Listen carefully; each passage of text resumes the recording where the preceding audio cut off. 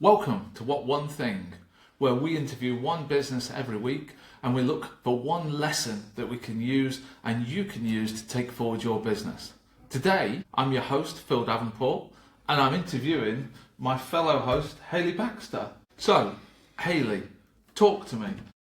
Before starting your business, what did an average day look like?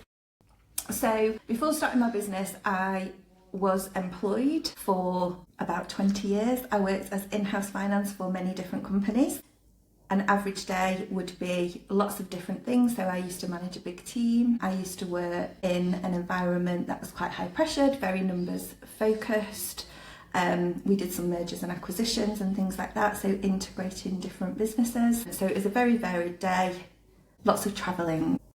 Okay, and at what point and what triggered the decision that you were going to move forward from being an employee to being either an employer or self-employed? What made you start your own business? So I think there was a couple of things. First of all, when I initially left the business, when I left being employed, I didn't have a plan to start a business. I left just because I'd had enough of it and I just needed a change. And then I sort of fell into starting my business when I had about 6 months off, and I had some friends who knew that I was an accountant and I wasn't working, and they asked me to help them with bookkeeping and tax returns and things like that. And after I had done that for a short while, I realised that without all of the pressure of being in that kind of corporate employed world, I actually really enjoyed doing people's accounts and helping business owners. That sounds really boring, doesn't it? But that's what I enjoy, is the helping business owners, because I think finance for many business owners is something that they bury their head about a little bit sometimes, or it's the least thing they want to get involved in. Actually helping them get organised with their finances and understanding what's going on is what I really love to do. So ironically, I had always wanted to start my own business from being very young. Yeah. I don't know why, it was just something that was always in me. And so I decided to just take the plunge.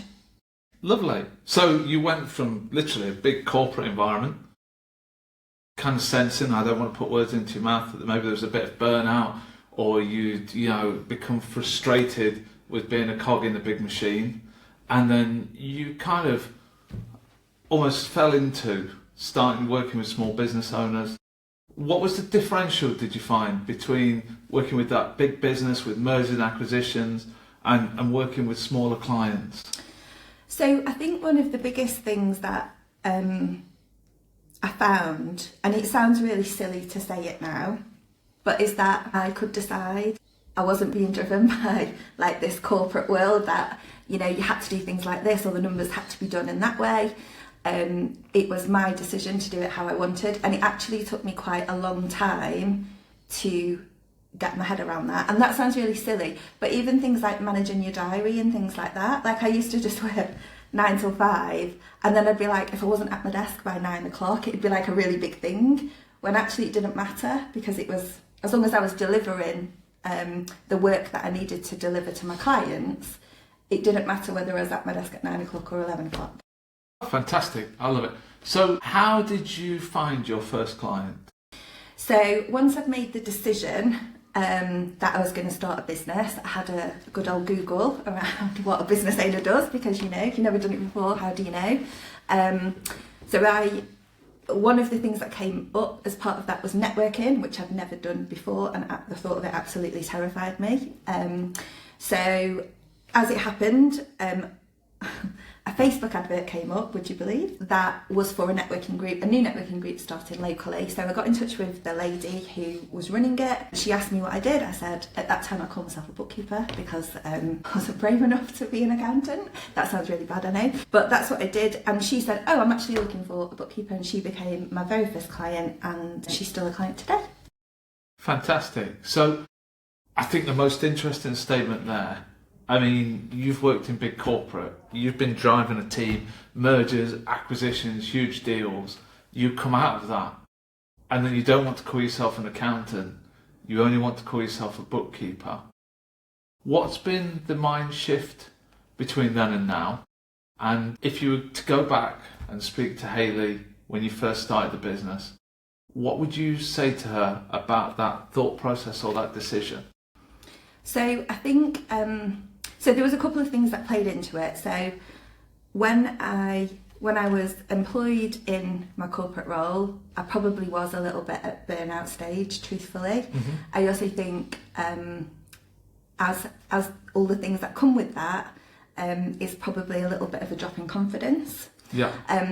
That coupled with I'd never worked in practice before, so my background, I am a fully qualified accountant, but my background has always been working in in-house finance. And to call yourself an accountant and go out and do people's year-end accounts and tax returns and things like that, I was always a bit unsure of if I could do that and if there were things I didn't know. And getting over that hurdle was quite a big thing. It's everything, isn't it? When it's in your mind, it's a really big thing to get over. So that was why I didn't want to call myself an accountant. It felt safer to call myself a bookkeeper, and it felt safer to do kind of the day-to-day transactions rather than delving into tax returns. Obviously, the type of person I am, I'm never really satisfied with things. So as I've gone on that journey, you push yourself, don't you? And you want to do more things, and it's not enough. And actually, I could do year-end accounts and tax returns. I've done them for my husband's business for many, many years. So I really could do it. And also, the truth is nobody knows everything. So even fully established accountants that have been in business for many, many years, they will come across things that they've not done before. And I think one of the biggest things to learn as a business owner and starting your own business is there are always people out there that you can ask for help. And there are even, companies that literally deliver tax support to accountancy practices. That's what they do. Yeah, I think it's such a great point that we're always inside our own heads. We can't stop that. But I think transparency with customers, if you came to me and said, look, Phil, I've worked in corporate for 20 years, I've done my husband's end of year, would you be happy for me to do your end of year? I'm confident I can do everything, but I haven't got any experience specifically of that in the bank. I think when you've got that level of transparency with people, they're actually probably less risk averse than you are. They'd say, you know what, Hayley? Yeah, of course, Whereas some companies would maybe not let us know that.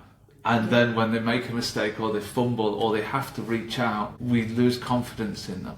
I really think that's, incredible. It's incredible that an accountant's been so powerful in 20 years, big corporate, is then worried about, Doris's end of year for her sewing business or something like that. It's maybe a little bit disparaging to poor Doris, isn't it? What one thing would you do differently in that first year if you could go back now? So when I first started, I did some contract roles, which was great. However, it also caught me in a net because it was good money and it's hard to then walk away from the money. It's hard to then grow a more traditional style business, I suppose. And I actually think now with hindsight, I probably wouldn't do that. I would just go all in. But that probably comes back to the confidence thing. I think so much so, yeah. And I think hindsight's a beautiful thing. And I think there's probably a lot of people out there in your position where they're taking on contract roles or bit and bobbing jobs that they didn't really want to do, but they're so worried about building that income. And it's so easy to have a crutch, isn't it? So that you've not fully launched your boat off the pier. You've just got that one rope that's holding you on, but also holding you back. And going back to, you did ask before about what I would say to Hayley then. It would be, and actually somebody asked me this the other day, and it would be do it now. Yeah? Yeah, just those 3 words, just do it now. Love it. I absolutely love that. Very powerful. Okay, so we've done Hayley of the past. What does your day-to-day look like now? So it's still very varied. My kind of role in the business is very client facing. So my day to day is meeting with current clients, existing clients, and then sales and marketing, curating new clients. My team, I'm very lucky in that I have a really good team. They're really strong. They've been with me for a long time. And they have taken the reins of doing most of the kind of actual work. So my role, probably in the last 12 months, has really stepped into being that client-facing, sales-generating role. I love it. So you're actually focusing more of your time now, and this is such a cliche, isn't it, on the business rather than in the business. Mm-hmm. What are you doing to try and drive those sales, drive that marketing?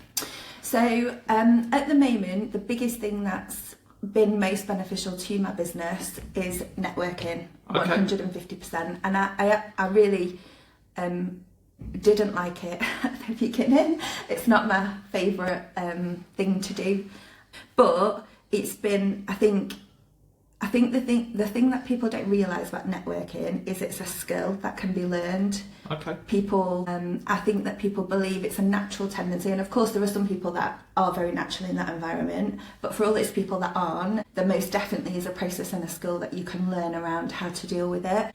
Yeah, in my business, networking has been the single biggest thing that's made a difference to it. I do social media marketing, and I did probably about 12 months or so ago. I've tried to kind of really go down that road, and the networking took a back seat, but that wasn't a good move for me. When we go to networking, we often think that people are being fantastically successful and think that they're bringing in all this business through networking and they're so brilliant. And actually 6 months on, you'll realise that they were just full of fluff and that it was all smoke and clouds and gusto. I think my bigger question though, you say that it's a learned skill. How do you learn that skill? Well, so we met through Circle Networks, which is a mostly online networking group company. Don't know the right word for it. And the chap Jamie who runs that runs a How to Network course, and that for me was the game changer, or the step change in the process. I'm sure there were probably others, but that was the route that I did. I too have been through the same thing with Circle Networks, and I too found networking very hard. And I will also give a recommendation for Jamie Stewart and his course, because so often we join a networking group and we turn up and you've written your own 60 seconds at home, and you've written it just based on how everybody else has written their 60 seconds around the room, and you don't really know why you're doing it, and you kind of, somebody just give me some leads, will you? And it always feels like in a clique that you're not quite part of, and there seems to be something behind the networking group that you don't quite get, and going through that training had been fantastic for me. And also Jamie recommends, I think a lot of people do, The Go-Giver as a book to read. That's a great book. Yeah, that is a great book. Fantastic. So I think we've got where you started, where you are now. Now the biggest thing, podcast called What One Thing. So what we're looking for is something that our listener or viewer can take away and put into practice in their business that's made a big difference. What one thing has made a big difference to your business that people at home can implement? So I think the single biggest thing that I think has made a difference in my business is curating a support network of other business owners. And there was a really big kind of pivotal moment, I suppose, in my business journey where I went to an event in London. It was actually it was a training day really for business owners, and I was terrified because I went on my own, but I was just in my I'm gonna do things phase. So I went to London and I was stood outside the hotel. I'd stayed down the night before. I stood outside the hotel waiting for a taxi, and there was another lady there who was also waiting for a taxi. Yeah. I told the taxi arrived, I told them where I was going, and she said, "Oh, I'm going to the same thing, can we go in the taxi together?" So that's what we did, and then we obviously started talking, and she this lady ran this fantastic business. She had lots of properties and she'd done all sorts of really interesting things, and the day just carried on like that. And I think that was probably the first time where I was in a room with lots of business owners, lots of successful business owners. It kind of blew my mind a little bit, that like the conversation, because like you don't I can be a little bit in my own bubble, but actually having conversations with other business owners about the challenges of running a business, because let's face it, it's not easy, is it? And it can be quite lonely as well. That really that was a really changing moment in my life, my business life, I suppose. And from then on, I kind of, and it's difficult because you don't click with everybody, you don't get on with everybody. Well, you know what I mean. But what that meant is, as I started going to more events like that, and from that, along the as time goes by, I have like a strong network of people now that I do that I could call on, phone, have a conversation with, just bounce ideas off, and just get that kind of that support that you don't get elsewhere. I'm with you, and I think that it's interesting because you met at an event, which I think was at a training event or something like that. Yeah, it was a training event.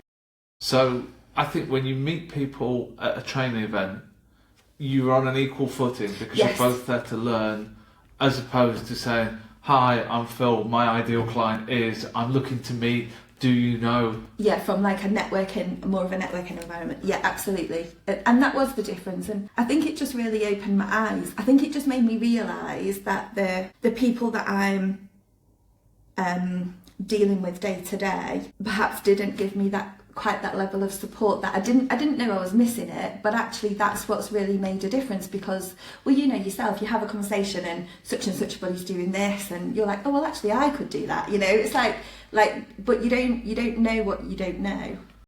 Yeah, 100%. And I think you're meeting, especially at bigger training events, you're meeting more established businesses that maybe don't come to the smaller networking events. One thing that I found was that when you go to business expos, and everybody always sees me as being this big, confident, bullshit kind of character, but you've got so many stands, and I don't like to go and talk to the stand owner because I think either A, they're going to try and sell at me, or B, I'm blocking them from selling to somebody who's actually interested in their goods and they've flipping paid for a stand and put all this effort in.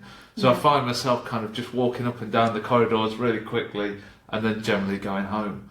And I think the great thing about a training event is you're all there to learn, and it's much more off the cuff, just relationships. And also I think it's that having connections or I don't know what the right word is, relationships, I don't know what the right word is, but with business owners that are not, so I have a lot of accountancy friends and bookkeeper friends, but what you tend to find is that we're like the challenges we have or the things that we go through are all very similar, so we're probably all a bit second guessing and probably not really confident and things like that. Whereas when you, I think, mix with different industries and you meet people from that have been on a different business journey than you or a different pre-business journey, you just get different insights and different ways of thinking. So I think having that support group of non-accountants as well has been really beneficial.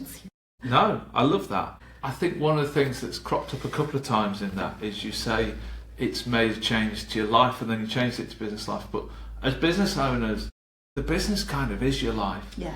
Because it's so integral to what you do. And the relationships that you build in, I mean, these are people that, you might see every day, you might see every week.